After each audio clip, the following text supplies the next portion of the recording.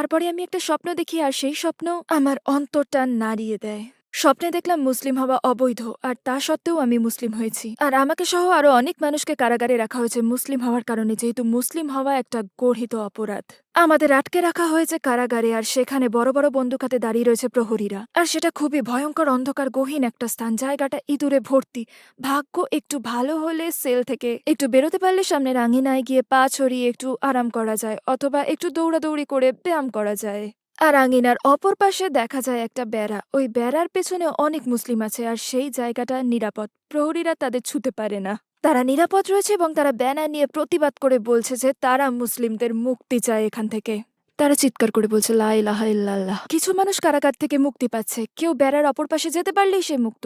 আমি মুক্তি পাওয়ার উপায় খোঁজার চেষ্টা করছিলাম ওখানে। শুধু আমার নয়, সবার মুক্তি। আমি সবাইকে বললাম যে আমাদের বের হয়ে অন্য বেশ ধারণ করতে হবে, যাতে আমাদেরকে মুসলিমদের মতো না দেখায়। কিভাবে তা সম্ভব হলো সেটা আমার মনে নেই, কিন্তু আমার মনে আছে যে আমরা ওই আঙিনায় বেরিয়ে এলাম, আর পাহারাদাররা বুঝতেই পারলো না যে আমরা মুসলিম। তারা ভাবলো অদ্ভুত ব্যাপার, এরা কারা। তারা বন্দুক নিয়ে আমাদের দিকে এগিয়ে আসতে আমি বললাম কেউ কথা বলো না, ওরা জানতে পারবে না যে আমরা মুসলিম। তখন হঠাৎ আমার পাশে একজন বলে উঠলো আলহামদুলিল্লাহ, আর গার্ডরা বুঝে যায় যে আমরা সবাই মুসলিম। একটা গার্ড আমার দিকে বন্দুক তাক করে, আমার দিকে বিশাল বন্দুকটা তাক করে গুলি করে সে। আর তখন ব্যাপারটা ঠিক কেমন হলো এখনো আমি সেটা স্পষ্টভাবে স্মরণ করতে পারি।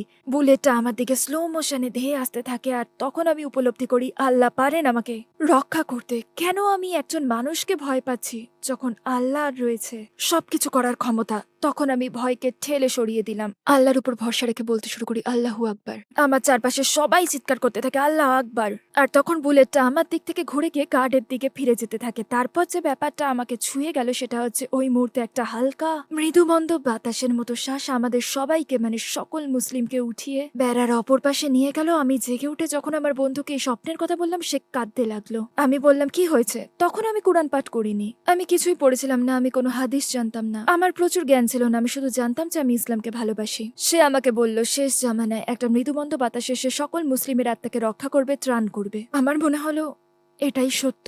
ওই স্বপ্নের গভীরতা সত্যি সত্যি বুঝতে পারলাম, আর আমি মনে করলাম আমি আর পারছি না, আমি তো কালই মরে যেতে পারি, আমাকে মুসলিম হতেই হবে। আর তারপর এক সপ্তাহ না যেতেই আমি কালিমা শাহাদাত পাঠ করলাম।